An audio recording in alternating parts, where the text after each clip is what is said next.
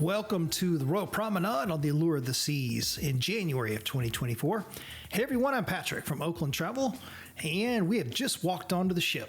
And as soon as we got on the ship, both of us were kind of like, I am really thirsty type of thing. Because, you know, it's just one of those things like, so we just made a beeline straight for the Cafe Promenade over here to get something to drink because we knew that they would have something over here kind of right next to where the snacks are and everything. So it's one of those things, just ironically, as soon as we set foot on the ship, the very first thing we needed to do was go get something to drink real quick over here in the Cafe Promenade. It's just one of those things, you know, like when you're dying of thirst, that's the first thing you think of. So that's what we're doing here. And you'll see kind of over here in the corner where they've got the coffee right next to it. They've got regular water, and they had like tropical mango next to it right here. There you go. And the cool thing about that is that is available 24/7. So if you're ever on the Allure and, you know, you just like dying of thirst in the middle of the night, you can come down here to Cafe Promenade, get some coffee, get some water. I don't know about the snacks. I don't know how they handle that part, but I'm pretty sure that the beverages are always there. So the other thing we had to take care of, as soon as we got on the ship, we wanted to book the Aqua Theater to see the Ocean Aria show.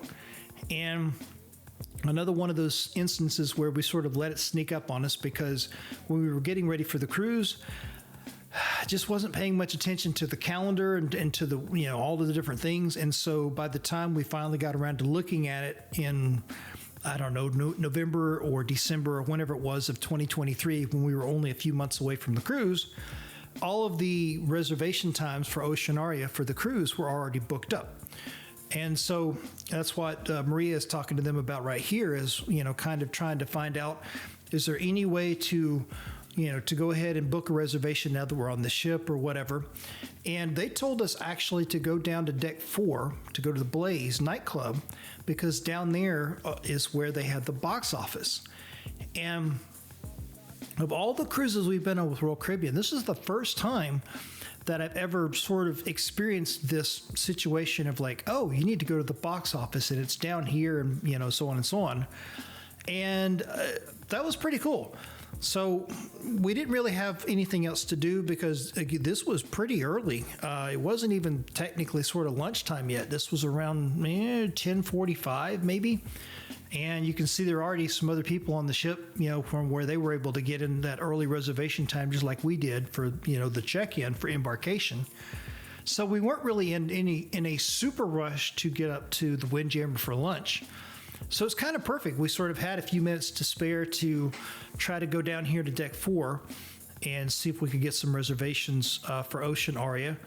And the interesting thing is, once, because at this point we had just set foot on the ship, we had not connected to the ship's Wi-Fi yet. And as it turns out, once we did that and were connected to the ship's Wi-Fi and then opened up the Royal Caribbean app, all of a sudden the Ocean Aria showtimes, I guess there were still some extra ones or something, because we were able to book those. But the funny thing is, Maria didn't figure that out until she was waiting in line down at the box office thing in the club down here in Blaze. And so, you know, it's just one of those things you learn from these little experiences every time you go on one of the cruise, and just kind of add to the collective, you know, knowledge, so to speak. So we get down here to deck 4, and of course all these crew members in the yellow jackets and everything, they're down here for the muster drill station check-in. And so there are several areas down here, and our check-in was actually straight ahead right in front of Studio B. And ironically, right next to it is the box office. So these people here on the right are in line for the box office.